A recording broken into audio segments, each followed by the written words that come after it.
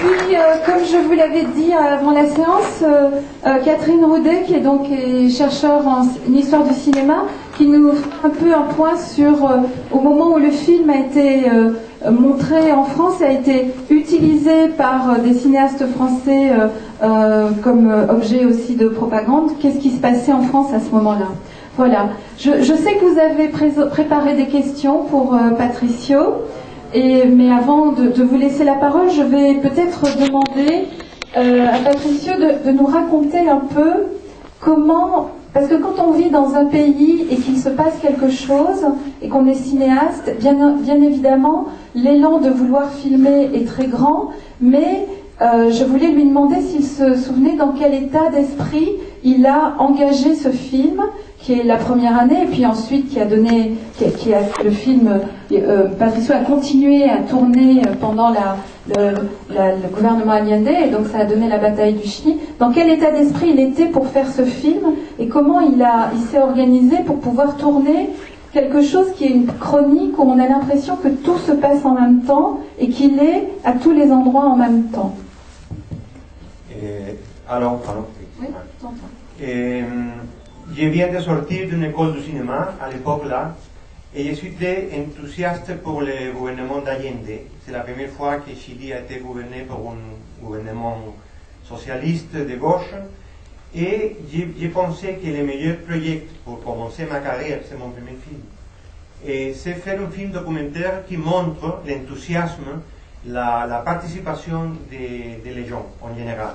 Non un film de dirigeants ou de parlementaires ou de même Allende, sinon un film de la masse même qui est dans les rues, enthousiaste, qui marche, qui chante. Et c'est ça que j'avais fait avec une équipe de 3 personnes. C'est moi-même comme réalisateur, un ingénieur de son qui est en même temps producteur, et un caméraman qui a 18 ans. Et c'est son premier long métrage aussi. Et on a une petite caméra Arriflex et un petit enregistreur qui s'appelle Perfecton, c'est comme les Nagra. Et on a un petit budget pour faire des petits voyages dehors Santiago, mais tous les films c'est pratiquement à Santiago du Chili. C'est pas un film analytique, c'est un film enthousiaste, c'est un film de participation, et je suis enthousiasmé de faire mon premier film.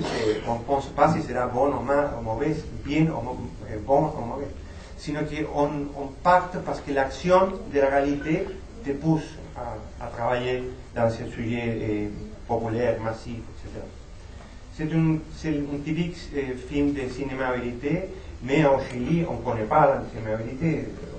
On a vu qu'un film de cinéma vérité, mais ça n'importe rien. C'est le même enthousiasme qui règne dans tout le monde avec les petites caméras et les succès qui passent dans la société. Oui, c'est-à-dire que tu as l'impression que tu peux partir avec une petite caméra et que tu peux filmer ce qui se passe là, à ce moment, au moment présent. Tout à fait, c'est comme un miroir de la réalité. On a divisé les plans de tournage en mois. On a écrit un petit scénario, mais c'est 15 pages. C'est par exemple janvier, février, mars, avril. On fait un scénario chronologique.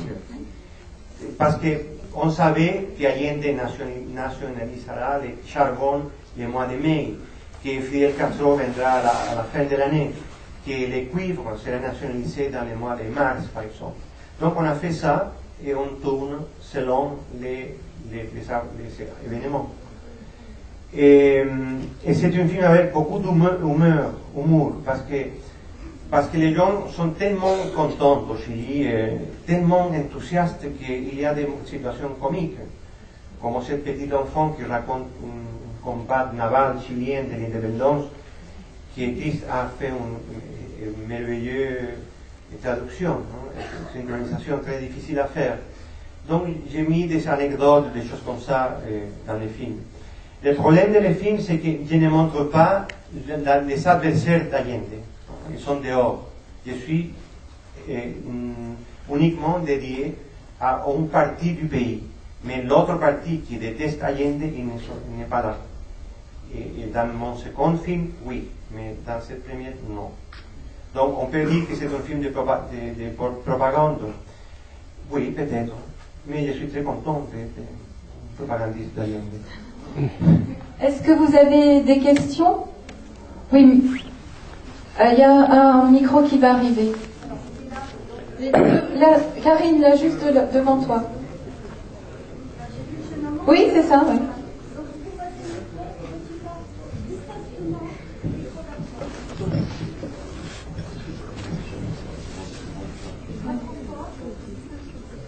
Monsieur Guzman, bonjour. Voilà. C'est pour savoir en fait pourquoi vous avez pris que les 3 années d'Allende seulement et dans ce film, pourquoi vous avez pris que la première année et pas les 2 dernières? Pourquoi tu as arrêté le film juste une année d'Allende? Pourquoi tu n'as pas continué le film et fait la suite? Oui, j'avais continué. Dans le prochain film s'appelle La bataille du Chili, qui sont 3 films. C'est une trilogie. Et je raconte Allende jusqu'à la fin, jusqu'à le coup d'État. C'est la suite.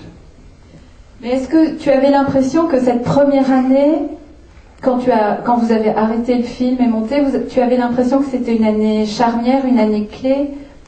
Non, c'est pas une année clé, la première année. C'est le commencement, c'est le début, c'est l'enthousiasme, c'est quelqu'un qui ouvre les portes au pays pour une aventure politique complètement différente à toutes les choses qu'on a vécues dans l'histoire de ce pays. C'est comme la première fois d'une chose, c'est comme un peuple qui est amoureux de son président et son programme. Donc c'est ça la raison principale pour faire le film. Mais c'est pas l'année principale. L'année principale, c'est le second et le troisième. Parce que ça commence les problèmes. Les États-Unis bombardaient le Chili avec beaucoup de restrictions économiques terribles.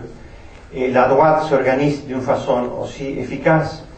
Donc, les deuxième et surtout les troisième années, c'est énormément complexe que la première année.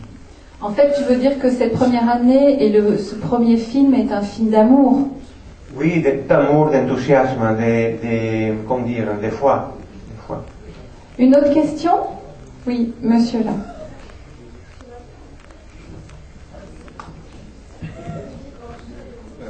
Bonjour. Voilà. Je voudrais savoir dans quel but vous avez fait ce film et comment vous avez récolté les images. Comment j'avais récolté, ça veut dire comment j'avais tourné? Oui. Non, c'est moi. Vous étiez combien? Nous sommes 3 personnes. Et vous avez tous tourné tous ensemble? Oui, nous sommes 3 personnes avec une seule caméra et nous sommes dans la rue presque tous les temps. On court derrière Allende ou derrière quelques manifestations et nous sommes exténués mais enthousiastes. Et on continue. On a un véhicule, un Citroën de chevaux. Des chevaux. Et donc, c'est notre infrastructure, tu vois, une caméra, des chevaux, des appareils de son, et on a presque, j'ai oublié la quantité de matériaux qu'on a tourné. Je pense qu'à première vue, ¿cuánto hace eso? 10 000 pièces, o sea, alors, je pense que 9 heures de matériaux en 16 mm. 9, oui, 9, 9. Oui. Oui. Et ça fait combien de temps que vous avez mis combien de temps à faire le film en fait? Une année de tournage. Non mais après pour monter tout ça. Oui, une année de tournage et 4 mois de montage. Et de son, de la mixage et tout ça. Et pourquoi vous l'avez sorti juste récemment en fait? Ah non, le film, il a été montré à l'époque. En fait, en France, quand le film a été terminé, le cinéaste Chris Marker a récupéré le film, a fait le prologue qui explique la situation, a fait le doublage des voix, a fait le commentaire. Et le film, Catherine, tu vas me dire si c'est juste, le film a été prêt pour le montrer en France courant 1972. C'est ça, hein? Début 72. Et il a été donc montré en France à ce moment-là. Il n'a pas eu beaucoup de succès en France à ce moment-là. Ce n'est que après le coup d'État, en 1973, que le film a eu beaucoup de succès et a été montré en France d'une façon assez systématique. Mais vous l'avez montré au Chili tout de suite? Oui, il y avait un festival de cinéma à Santiago et il avait présenté les films dans le mois de mai, je pense, de 1972.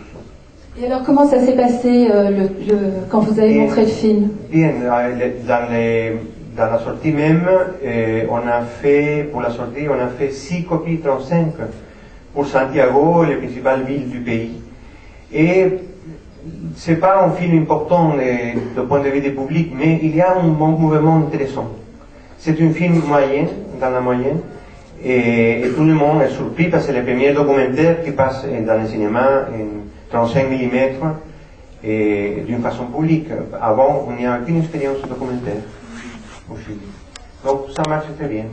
Et tu disais tout à l'heure que les gens venaient voir parce qu'ils venaient se voir au cinéma. Exactement.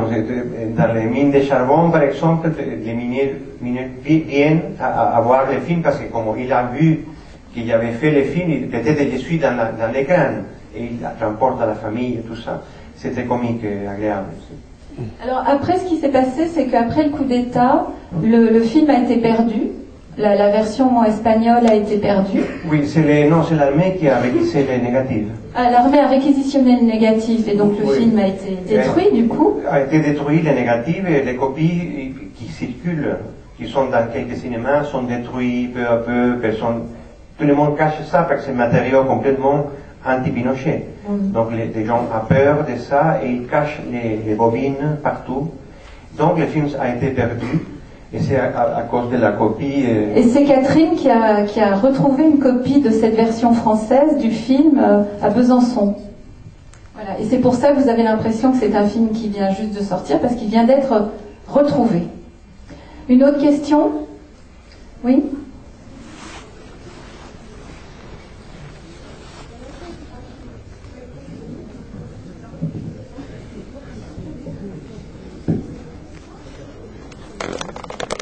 Et monsieur, pourquoi que ce moment de l'histoire du Chili et pas ceux d'avant? Parce que je me suis un peu informé sur Chili et il y a bien eu d'autres coups d'État avant. Mais pourquoi que ce moment-là?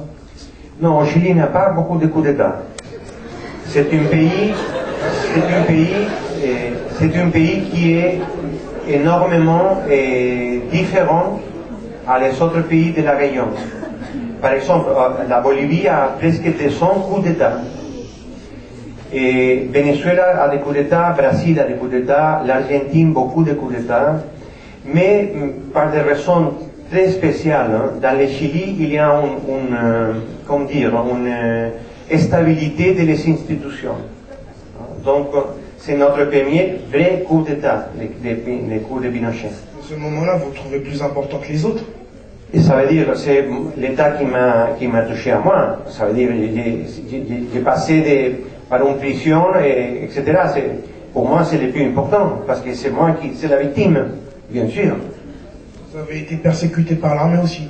Oui, j'étais 15 jours dans le Stade national, que c'est un camp de concentration. Une autre question? Là, il y en a une ici.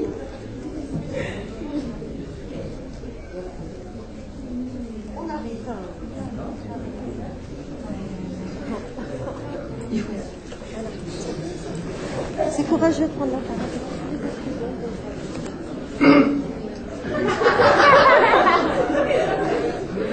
Bonjour, Voilà. c'est pour savoir, quand vous étiez dehors pendant les émeutes, vous étiez dehors et,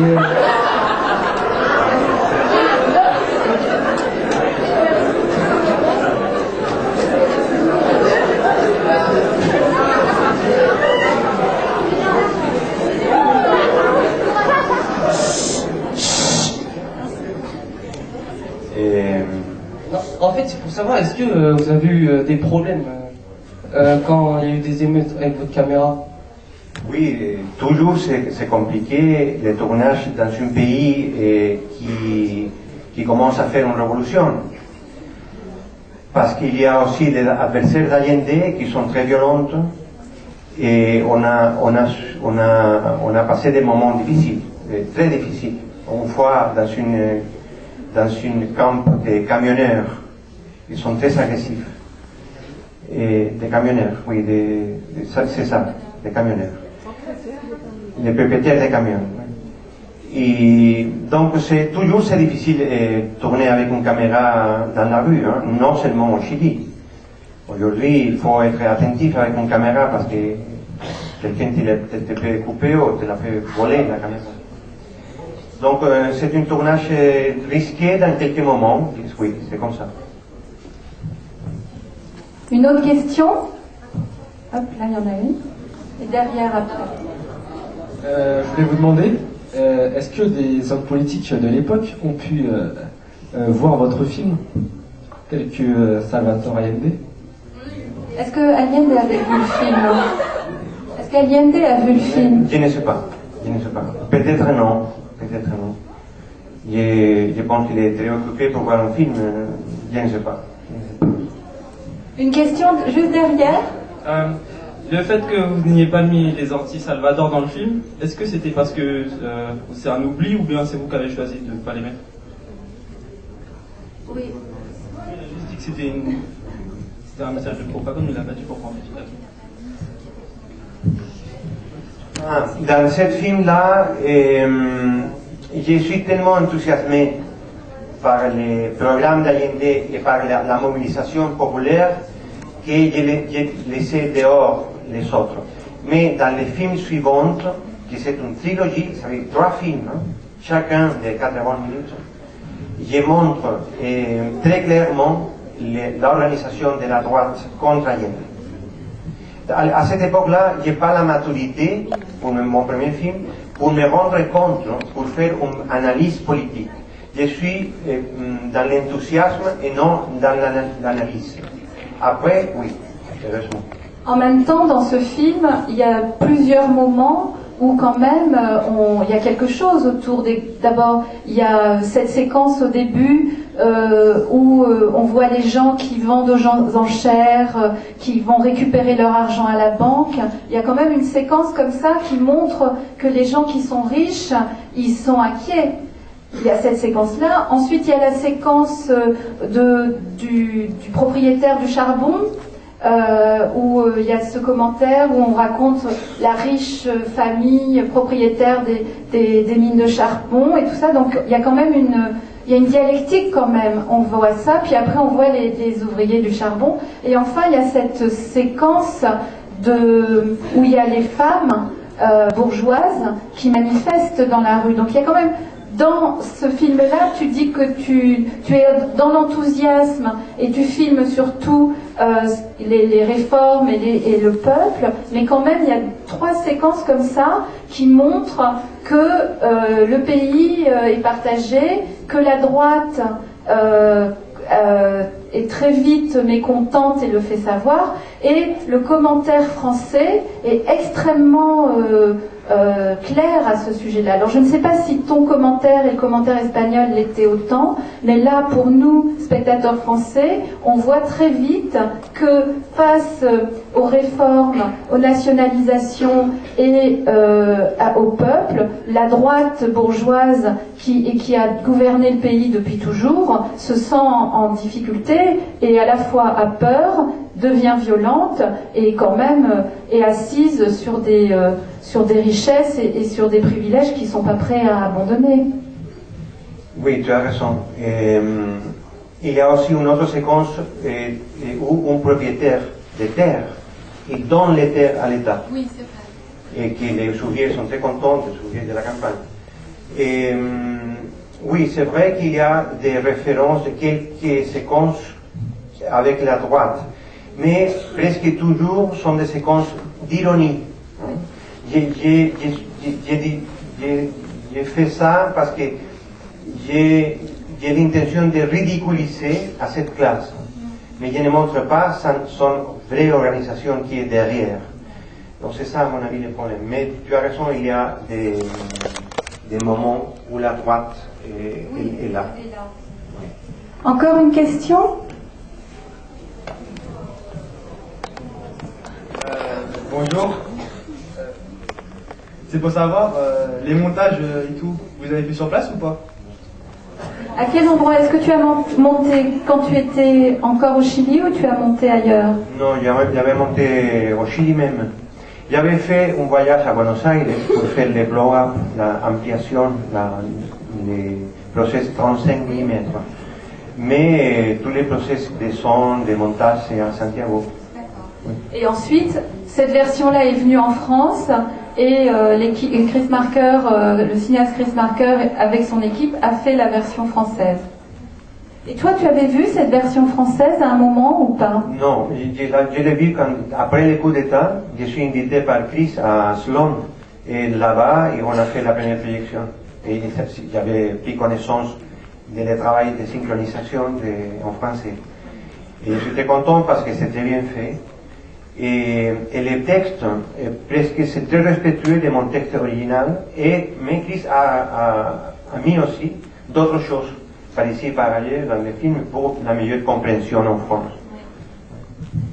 Encore une question? Alors, il y en a une devant aussi. Allez-y.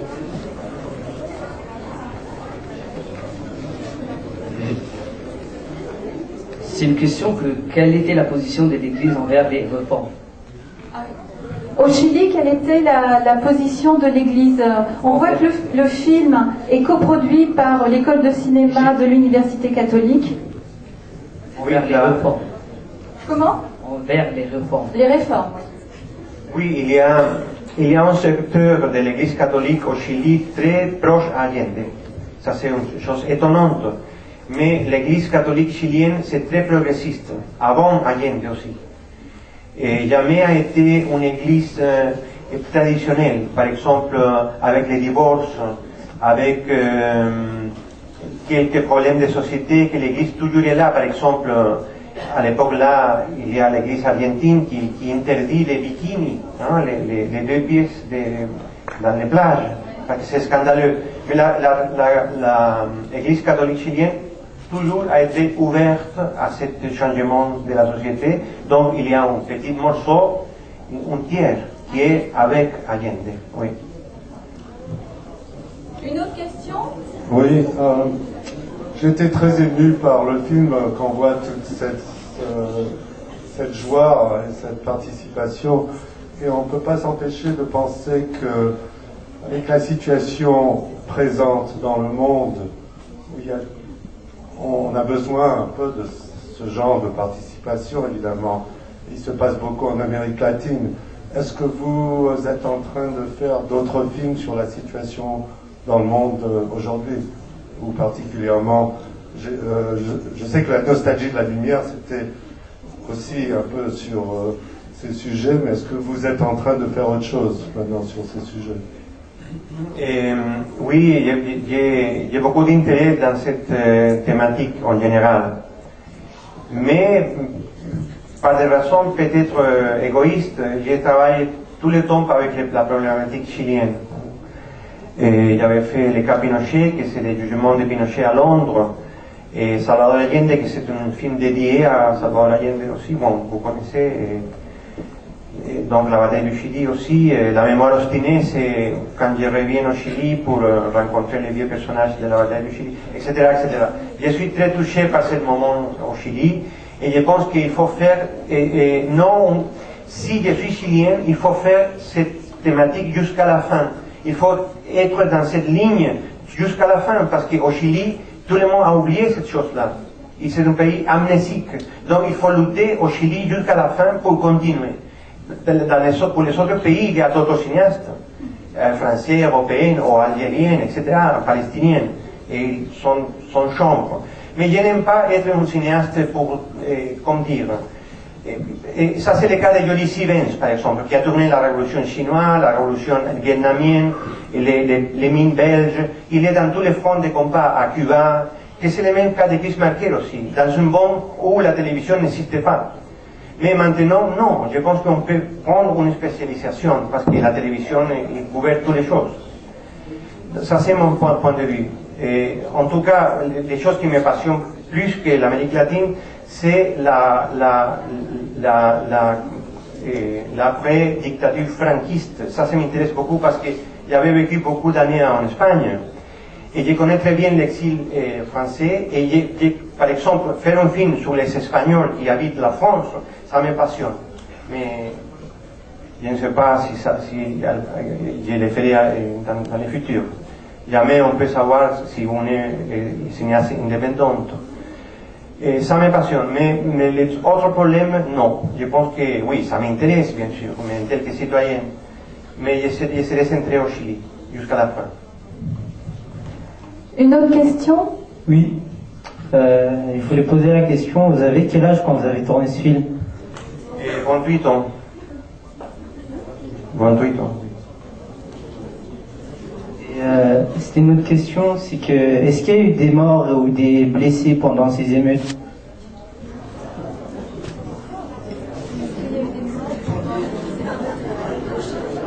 Dans les périodes du film, non, parce que dans cette période-là, la droite ne s'est pas réveillée encore. Mais dans les années suivantes, la 72, 73, oui, il y a des morts dans les rues avec cette situation de guerre civile qui commence. C'est une guerre civile larvée qui commence à sortir. 72, 73. Oui. Il y avait par exemple un groupe de soldats qui sortent à la rue et tuent 30 personnes dans une matinée 3 mois avant le coup d'État. Ça a été terrible, un massacre. Oui, les années 72 et 73 ont été des années où il y a eu pas mal de morts, et évidemment, au moment du coup d'État, il y a eu énormément de personnes qui ont été tuées, et ensuite, pendant la dictature de Pinochet, beaucoup de personnes sont mortes, dont on déterre de plus, enfin, on n'arrête pas de déterrer les cadavres de ces personnes qui ont été tuées par Pinochet après le coup d'État. Une autre question? Alors moi j'aimerais bien que ce soit une fille qui pose une question, parce que pour l'instant j'ai donné le micro qu'à des garçons. Là il y a une jeune fille qui veut poser une question. Là, devant.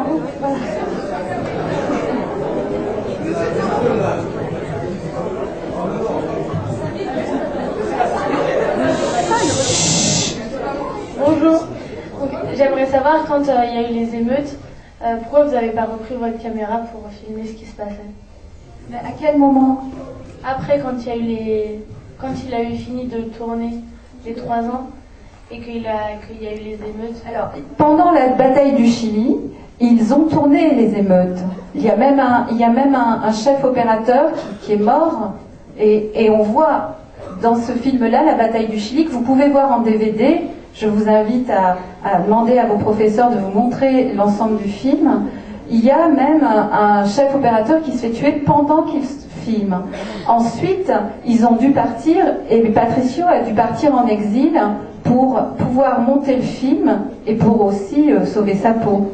Peut-être tu peux dire ça. Oui, dans la